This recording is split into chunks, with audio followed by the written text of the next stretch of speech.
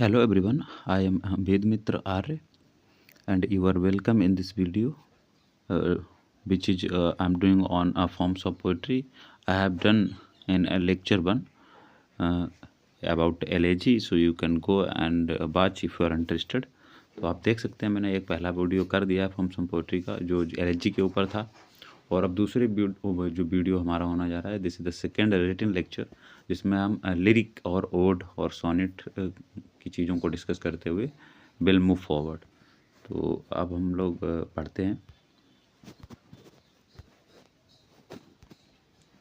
बात करेंगे अब हम ओड लिरिक की। पहले सबसे पहले यहाँ पर आगे बढ़ते हैं तो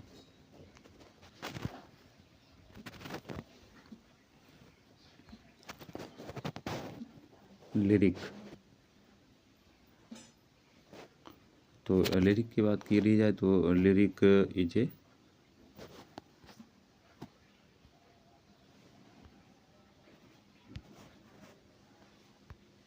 lyric is a short poem, मतलब ये एक छोटी कविता होती है, short poem composed for singing. इसको मतलब सिंगिंग करने के लिए कंपोज किया जाता है, इसको लिखा जाता है, रचा जाता है कि इसकी सिंगिंग की जाए। It is short poem for singing. And और बात करें तो कहाँ इसकी उत्पत्ति हुई है, तो ये कहाँ से शुरुआत किया गया है, तो बात करेंगे तो एंशियंट ग्रीक जो लिरिक्स थे जो मतलब लयर के साथ गाए जाते थे, मतलब लय के साथ गाए जाते थे, तो उसमें छोटे होते थे और सिंगल थीम पे होते थे और किसी एक इमोशन पर भी हुआ करते थे। तो these songs are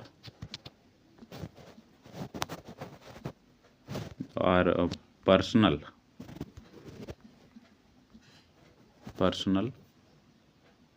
in nature और थीम, यू कैन से, मतलब ये नेचर और थीम में मतलब ये पर्सनल होते हैं।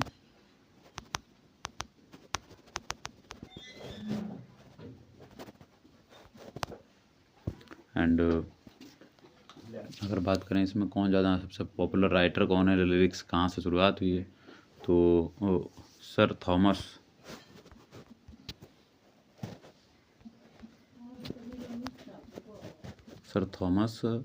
बैट, जो सर समर बैट हैं, उन्होंने इसको इंट्रोड्यूस किया था इंग्लैंड में।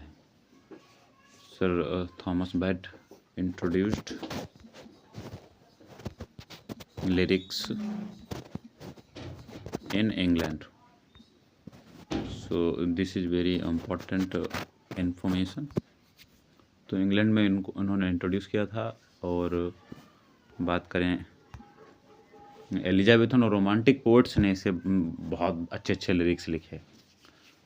तो सबसे पहले उनमें कौन कौन से थे, तो जैसे कि पीवी शैली हैं, उनका एक है टू अ स्काईलार्क, जो हमेशा से लिरिक के एग्जाम्पल्स का फेवरेट रहा है। पीवी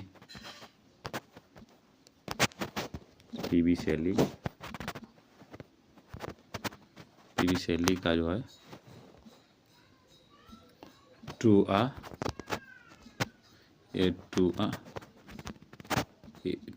स्काईलार्क,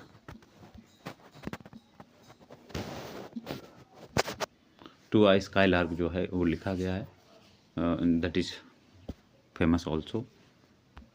अब बात करते हैं हम लोग ओड की ओड क्या होता है।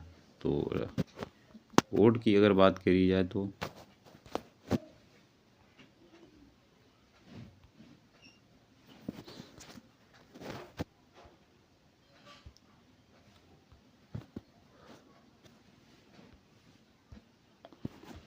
ओड जो होती है एक पोएम होती है जो मीट्रिकल स्ट्रक्चर को बताती है। इज ए पोएम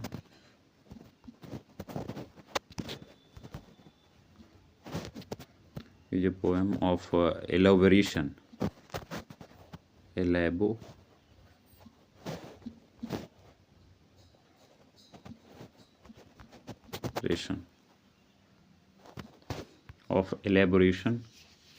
एक मतलब एक बर्डन होता है इसमें, एलेबोरेशन जो होता है वो मीट्रिकल स्ट्रक्चर का होता है।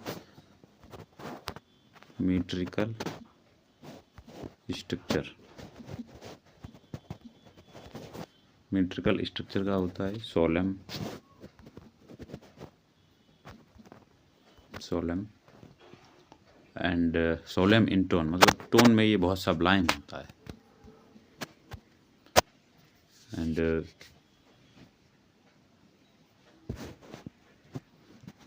often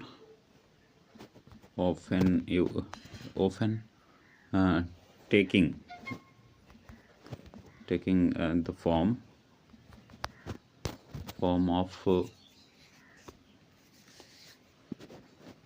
of an एड्रेस, मतलब एक संबोधन का एक फॉर्म ये अक्सर के तौर पे दिखता है ये जो ओड पोएम होता है। Address very often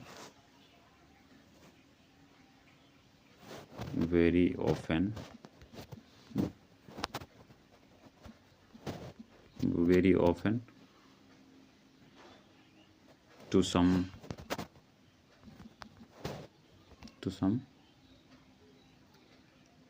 abstraction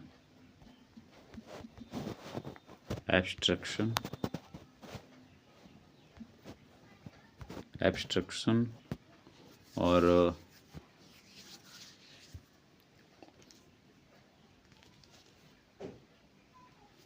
quality, मतलब किसी क्वालिटी को भी ये दिखाता है।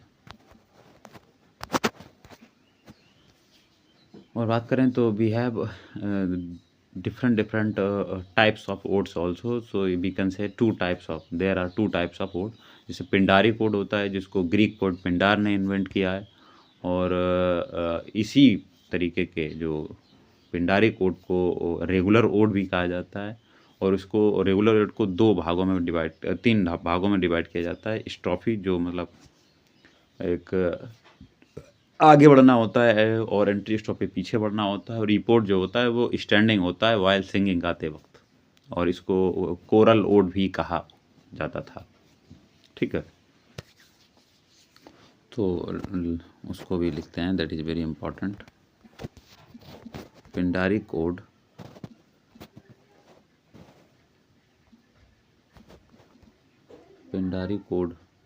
Is a regular ode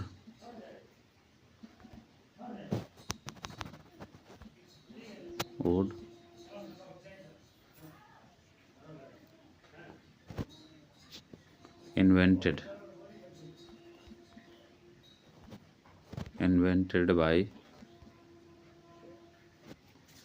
by Greek poet Pindar. तो इनके नाम से ही इसको उत्पत्ति मिली है, क्योंकि इन्होंने इन्वेंट किया तो इनका नाम पड़ गया। So this kind of odd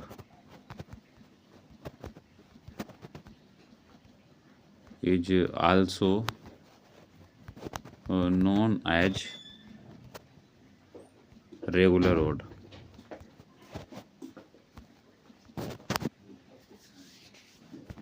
and it was divided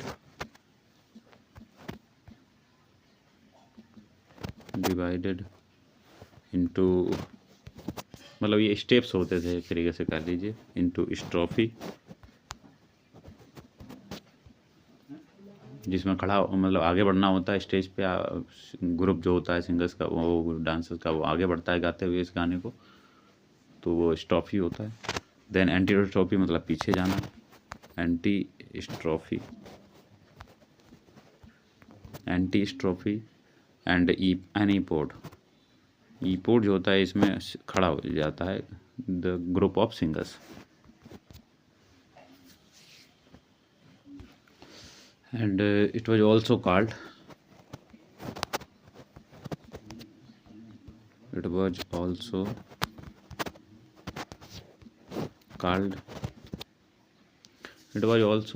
choral ode,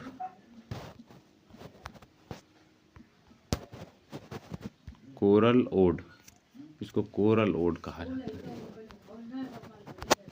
ठीक है। और बात करें इसके दूसरे टाइप की, it has second type of also, तो दैट इज़ होरेसन ओड, जो कि रोमन के पोएट थे, पहले ग्रीक के पोएट थे, जो पिंडार ओड आया है पिंडार नाम से, तो एक रोमन पोएट है होरेस के नाम से आया होरेसन ओड। अब कोरल ओड हो गया, अब यहाँ पे इसको कहा जाता था पिंडार ओड को। अब होरेसन ओड की बात करें तो होरेसन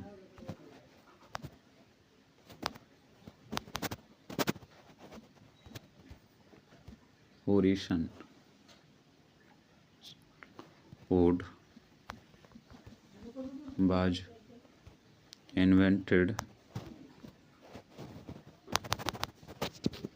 was invented by the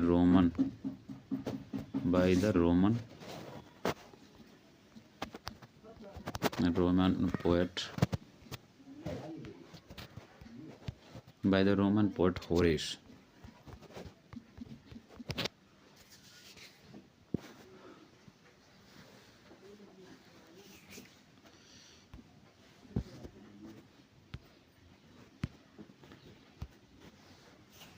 And it has no division of Strophian and Tristophian epoch। तो इसमें जो होरेसन ओड होता है, इसमें कोई भी मतलब डिवीजन नहीं है स्टॉफी, एंट्रीस्टॉफी और इपोर्ट में जैसा।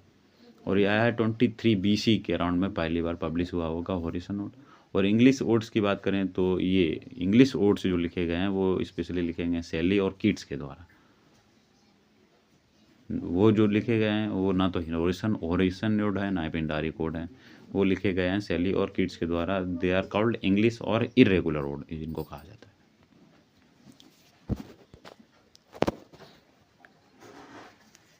ठीक है, तो इस चीज़ को याद रखना हमें।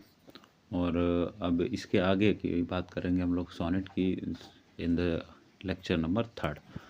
और इस वीडियो को देखते रहिए, और अपना अगर आप इसे यूजफुल पाते हैं तो you can subscribe our channel and share to your friends. Thank you so much.